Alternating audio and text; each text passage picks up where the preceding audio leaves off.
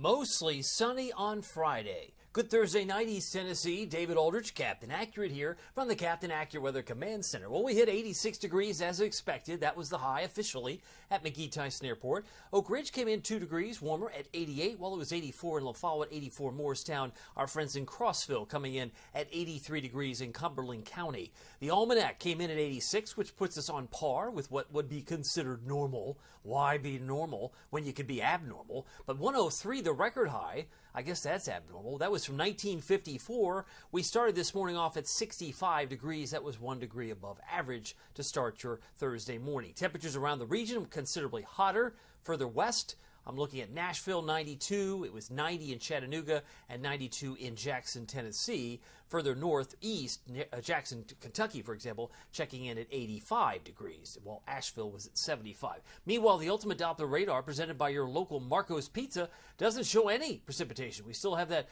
butterfly effect, some ground clutter that's showing up around the radar site. But if you're looking for a late night snack, maybe you haven't had dinner yet, I'm thinking delivery. Oh yes, Marcos.com. Great place to go and visit if you're checking out all the featured items that Marco's Pizza offers. They're located in Hardin Valley and Farragut, Maryville, Fountain City, Halls, Oak Ridge, Middlebrook Pike, and Ebenezer Road. And you don't necessarily have to live, particularly in those particular communities. But if you're nearby, you might be in the delivery area. Check them out. Give them a call. First, go to Marcos.com. By the way, the pepperoni pizza is magnificent.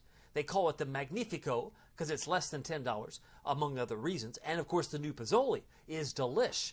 Pepperoni and sausage, pictured at the top, is my favorite. You'll find that for less than $6 at Marcos.com, a great sponsor for Captain Accurate Weather. Radar showing more concerns for flooding down to the deep south. And I'm talking like southern and central Mississippi. They have some flood watches, flood warnings, would appear, flash flood warnings, but nothing going on in the Ohio Valley.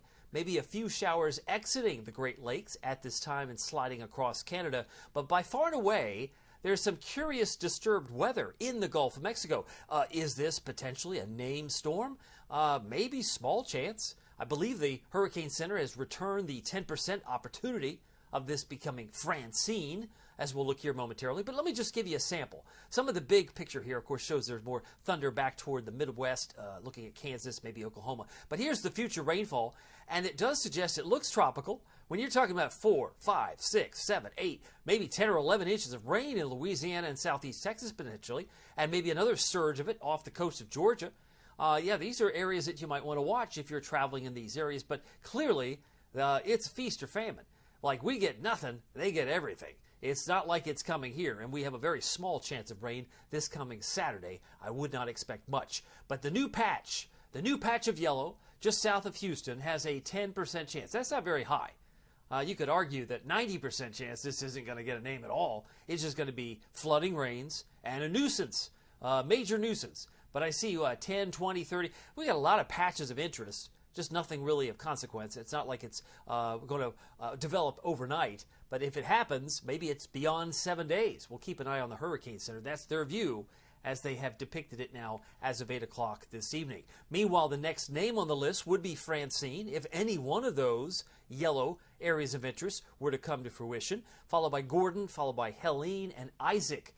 And Joyce, some of the names that are available on this year's list. Headlines tonight, more sun on Friday, few showers on Saturday. Did I say few? I mean, let's talk about expectation. Your expectation should be way down here, down in the basement, in the cellar, because a 30% chance means that some of you get it, most of you don't, and you go, is that it?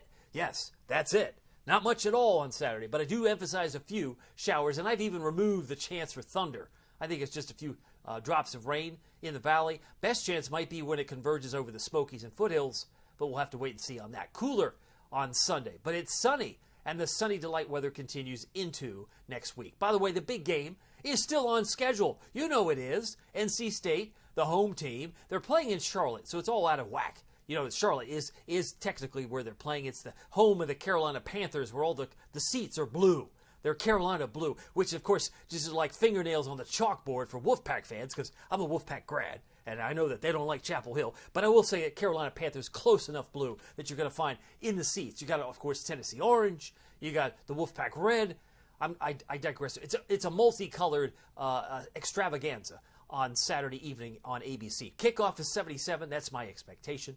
Halftime 72, fourth quarter 69. And I don't want to leave out a few drops of rain, particularly before the game. So pregame like 5 o'clock, 5:30, that might be the best chance for some rain. And that's a couple of hours before the game actually starts. And the winds, about 3 to 8 miles an hour from the north. And you can see this depicted pretty well in the Futurecast. Nothing to see here tonight, nothing to see here tomorrow. But the rain does move into central Mississippi, northern sections of Alabama, and makes it into Georgia. So it's just going to fall short. As I said this morning, I don't see it moving north of Chattanooga. And based on this run, based on this model solution, this outcome would suggest it stays down toward Atlanta. So if you're hoping for rain tomorrow, don't expect much. I wouldn't expect any. In fact, once this front does approach, once we move into the wee hours of your Saturday morning, something may develop like so, and that's it. Right? You mean that's all we're getting? A few drops of rain? I thought we were going to get some rain. Well, it depends on your definition rain. If you get a few drops, you could say that's rain. But is it going to be measurable? Probably not. Might be less than 0.05. 0.05. If that were to verify, if that happened over your house or mine, you'd be hard-pressed to measure that kind of rain. Now, if it moves over to the Smokies, that's it. 12 noon, it looks like it's moving out here. But Charlotte, yeah, look at Charlotte on the right. They get the rain perhaps before the game, maybe in the early morning hours, and then it'll drop a rain there. There's 5:15, maybe a few sprinkles, but that's it. And then they, too, shall have mostly cloudy skies, maybe decreasing for the second half. For the outcome, or for the sky condition. High pressure takes hold on Sunday, so we've got sunny weather, and it turns cool, autumnal-like. We could call it the pumpkin spice weather alert, because you probably noticed that pumpkin spice is coming back, and of course, that's what everybody loves, is their pumpkin spice. You need cool weather. You need cool weather, and you maybe need some fog in the morning to make you feel like, yes, it's getting like autumn around here. But there will be some patches of fog, as you can see illustrated here, first thing tomorrow morning. Some areas might be more prone, like the Plateau or the Southern Valley, the way things are shaping up on this particular outcome or model. But tonight we're down to 60, mostly clear. Patches of fog by morning, and winds light and variable 0 to 5. Tonight we're down to 57. That's sweet. In Wartburg and Sunbright, about 56 in Oneida, 57 will follow it. Campbell County, 60 in Clinton and Oak Ridge. Here's your Friday outlook, 86. That would match today. 86 tomorrow would match today. Mostly sunny. We'll call it seasonably warm. Normal high today is 86. I believe the normal high tomorrow is 85. So it's actually trending a degree down. But generally mid-80s, as you can see there in Sevierville.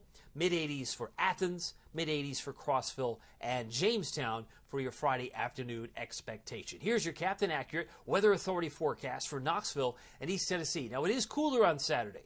That's a nice headline. Upper 70. Oh, that's nice. So we'll get a few showers, maybe a rumble of thunder. I just haven't updated my icon that's flashing there. But generally a few showers. 79 on Sunday. And then we've got a long stretch, which could be a long stretch of no wet weather. Dry weather for a while. So enjoy it, especially in the mornings. And you got, four circles, 4 blue circles in the 50s, which makes it feel cool and crisp across East Tennessee. By the way, you can keep track of it all using the Captain Accurate Weather app with Pete Michaels Traffic. It's easy to find. Just search the 2 words, Captain and Accurate, at the App Store, Google Play. It also works beautifully on your iPad as well. But you get weather and traffic perfect together locally, of course, with Captain Accurate Weather and Pete Michaels. Well, my name is David Aldridge. Some people call me Captain Accurate. It's not easy being accurate, so weather doesn't surprise you. We'll see you here next time. Take care.